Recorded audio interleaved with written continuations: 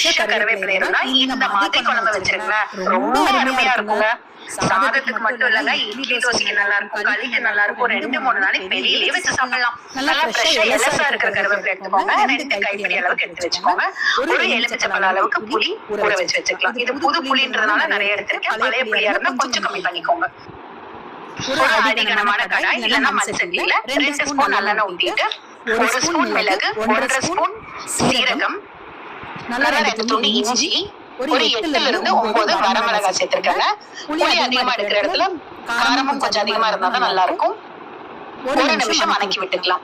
இதுக்கப்புறமா 3 ஸ்பூன் அளவுக்கு கொத்தமல்லி தூள் சேர்த்திருக்காங்க. கொத்தமல்லி தூள் நல்லா வாசம் வர வரைக்கும் ஒரு 1 அல்லது 2 நிமிஷத்துக்கு நல்லா வறுத்து விட்டுட்டு நம்ம எடுத்து வச்சிருக்க கருவேப்பிலையை உள்ள சேர்த்திக்கலாங்க. கொஞ்சம் மீடியம் ஃப்ளேம்ல வச்சுட்டு நல்லா வதக்கி விட்டுக்கோங்க. மண் சட்டி அப்படிங்கறதுனால டக்குன்னு அடி பிடிக்காதுங்க. ஒரு 2 இருந்து 3 நிமிஷம் வறுத்துட்டு